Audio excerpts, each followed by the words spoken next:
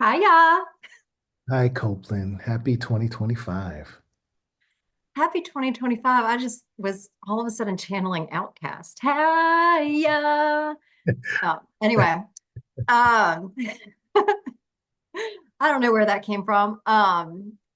But how are things going in New York City? They are going very frigidly. It's we're in the 20s. I think it's maybe 28 today, but then they give you the real feel, which Right. and I think that should be the actual temperature, just whatever the real feel is, right? Because it's like it's 16 degrees, but if it makes you feel any better, it's actually 75 degrees out. It's like, no, I'm cold. That's New York City. How's things down in Virginia? It's about the same. I mean, it's in the 20s. We have snow on the ground. We're so excited. But in the prefab, it's like literally hot. Like if I were not on this call, I might be opening up a window. I think it's oh geez, it's 79 degrees in here. No wonder it's hot. We And don't have any heat. wow. And that's because we do have heat, but we heat with our wood cook stove. But um, you just really appreciate energy efficient prefabs. I really do because we have like split duct heating here in this apartment and are using it. We are using it. And so like I'll see what this month's bill is, but as soon as winter hit, like my last month, the bill was $325 for 1 month. Yeah, So yeah, that's not fun. not fun at all. Well, it's been a minute since we met, and in our last conversation, you had an amazing story that I wanted to share with people regarding zoning and planning and your project. Um, and so before you take that over, I just wanted anyone who's listening to think about the history of planning and zoning and how large tracts of land were broken up into lots and how fashions come and go and planning of what works and what doesn't work, from cul-de-sacs to grids. And in general, you'll find that still in the United States, a lot of the properties are just kind of lined along facing the road. And your plot is one of those properties. Um, and so easements and setbacks, they are all there for a reason to be considerate of the community.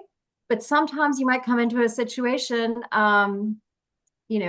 where you, in your instance, filed a conditional use permit. And it's a very inspiring story. And so I'll just stop talking and let you tell the story from there. Well, thank you, Copeland. And I hope it is inspiring to folks out there because when developing parcels of land, you will discover things in the process and you will respond to those discoveries. And there's often bureaucracy involved. The good thing about upstate New York is we're talking about a small town.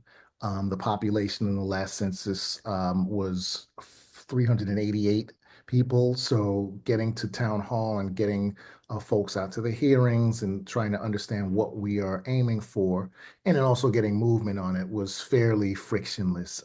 In our case, our tract is almost like a trapezoid. It's not quite a diamond. It's like a rectangle with, kind of weird shapes on the end. So it's a sizable parcel, especially for the Casa T, which you see in the background in Copeland's window. And we are mimicking the Casati family and doing the same thing in upstate New York.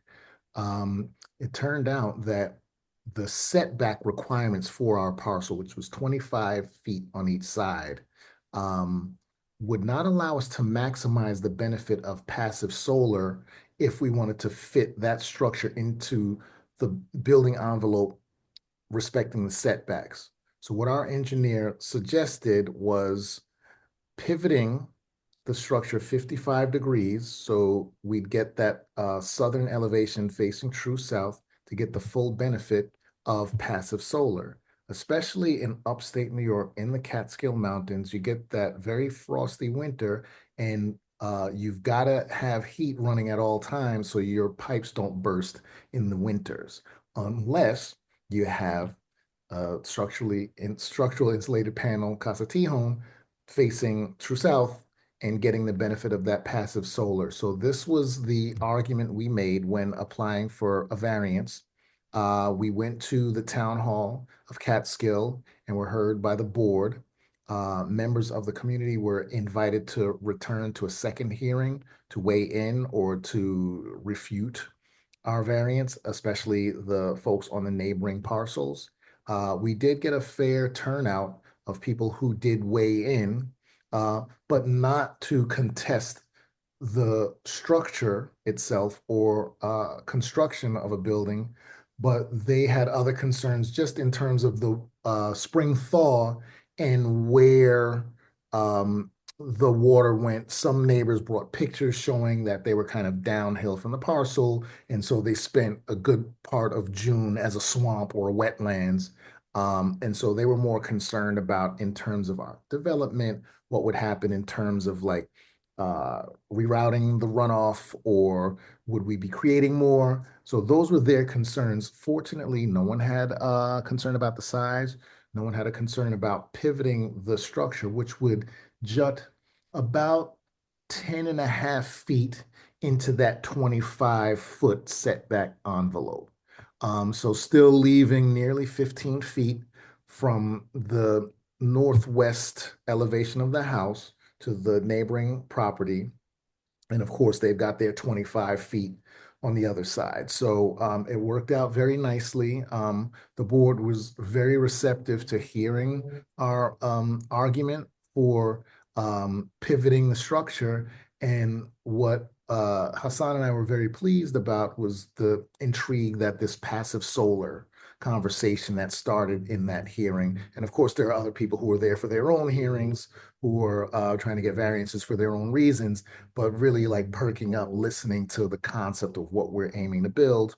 And so it was a successful hearing on our part. We got it in writing that there was proof that what we were doing would be improving the land. It would be not detrimental to the environment, not detrimental to neighbors, and should by all means be greenlit so that we could be solar and not energy wasters. So it was exciting, and we're very happy. That was really the last step before we go into like this kind of 10-week sprint that we're teeing up right now. I remember when you were talking about it, it just sounded like the community was so excited. At first, they were just like, why do you want to turn your house? And then when you started explaining and illustrating the concept of passive solar and why you were doing what you were doing, people got really excited that hadn't thought about that in construction before. I hope that So I love that as proof of planting a seed can grow into community knowledge. 100%. And it And reminds me of when my own contractor built our Casa T. He had never worked with structural insulated panels before and was skeptical, but I was insisting as the client that this is the way we were building.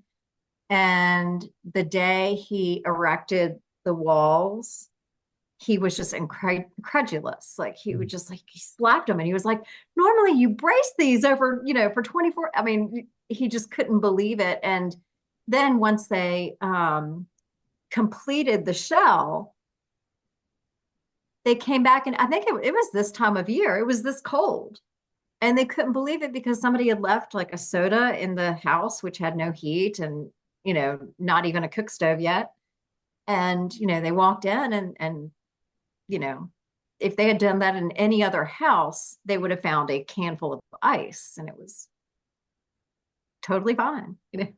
yeah, and I know from being inside of a stick built in progress, it is icy cold. Sometimes it feels even Mm. colder than it is in the actual outdoors just because Oh, of interesting. trapped cold air and like the darkness. So that's such an exciting benefit, and I agree. I feel like the town was intrigued. We did Mhm. have blueprints and drawings of the structure so they could see the footprint and like, oh, this isn't a McMansion. This isn't like some kind of energy guzzler. This is a family who's coming in to work with the land, on the land, with environmental consciousness in mind, and also just awareness of these escalating energy costs because Mhm. that's a propane region, right? You've got the Yeah. 400 gallon propane tank outside, and the trucks coming by, and whatever the rate is, like you're just at their mercy, and Right. Right. got to decide, do you want hot water and a hot shower, and do you want to cook, and do you want heat? And if you do, then you're just gonna, you're gonna have to spend some exorbitant amount of money each winter for that propane. So, hopefully, as we really kind of embed in the community, we'll continue to have those kinds of conversations and maybe, see what people are considering in terms of like energy conservation, in terms of efficiency, and whether maybe they need to be retrofitting their spaces, with the environment and energy costs in mind, Yeah. frankly. And now you've met your neighbors. I would because it's a small community, so it's Yeah. important to let people know that you have every intention of being a good neighbor and like an add-on to the Mm. community. There is a great diner nearby, so I think that draws people from around. But I imagine the next time we pop up, we'll see some of those folks who so helpfully provided documentation and photos that they let us walk with, just so we can understand as we communicate with our engineering firm, who's kind of boots on the ground and setting up the foundation to take their concerns into account, because we definitely don't want to be contributing to runoff, and maybe by virtue of developing our parcel, maybe that actually puts a stop to that winter thaw coming straight down. Maybe it Mhm. somehow, but I'm not an engineer, so we'll see what Yeah.